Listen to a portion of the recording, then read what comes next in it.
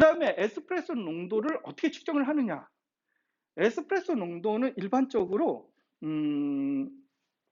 우리가 커피를 많이 쓰는 이시메타, 정기적인 어떤 저항을 통해 갖고 커피의 성분을 측정해낼 수 있는 TDS 메타 혹은 이시메타를 이용해 갖고 커피를 측정하는데, TDS 메타라든가 이시메타라는 거는 에스프레소를 측정을 못합니다.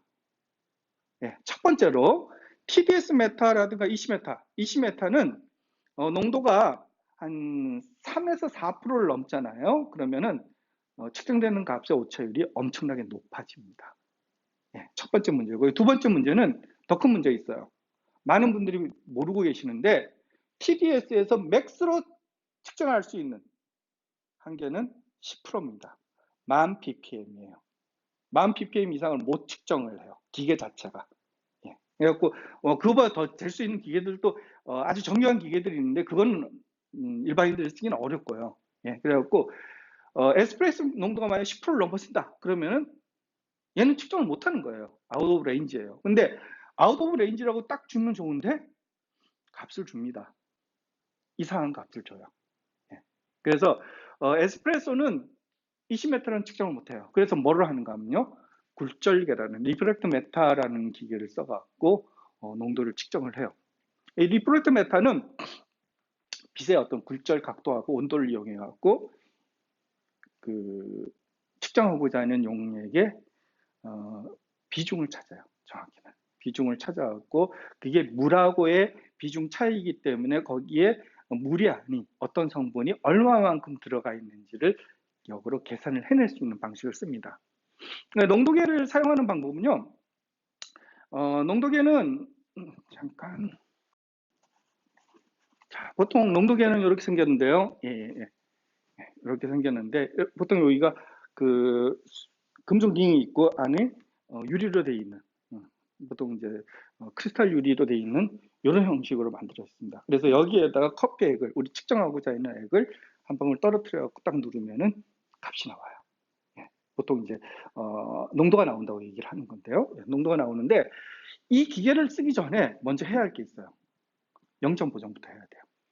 대부분의 이제 영점 보정을 안 해도 맞기는 해요. 근데 영점 보정부터 먼저 해야 돼요. 뭘로? 증류수로 영점 보정을 합니다. 자, 증류수를 여기다 올려놓고 딱 측정했을 적에 0이 나와야 돼요. 만약 0이 안 나오면은, 여기에 보면은 제로 그 0점 보정하는 버튼들이 있습니다. 대부분의 이제 리프렉트 메타는 딱 눌러갖고 0으로 보정을 하는 거예요. 왜? 내가 각도가 틀어질 수 있으니까. 예, 기계를 쓰다가 놔뒀어요. 예, 약간의 충격에 의해서 각도가 틀어졌어요. 그 상태에서 읽으면은 정확한 값이 안 나오니까는 뭘 하는가? 0점 보정을 하는 거예요. 0점 보정을 하고 난 다음에 에스프레소를 측정하는데, 측정하는 에스프레소는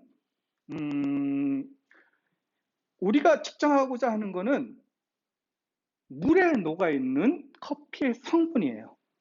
예, 디졸빙된 어떤 콘텐츠입니다. 녹아있는 콘텐츠인데요.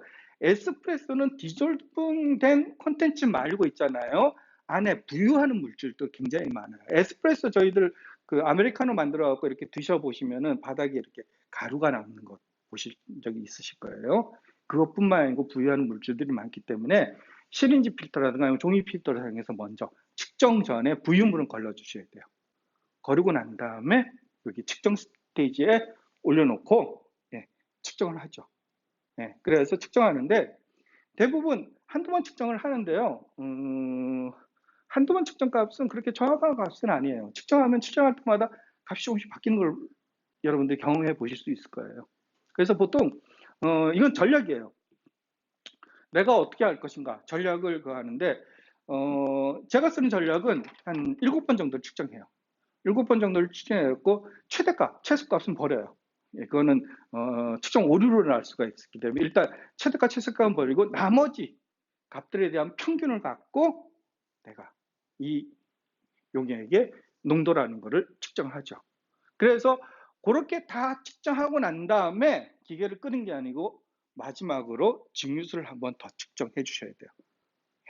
증류수를 딱 측정했는데 얘가 0이 아니다.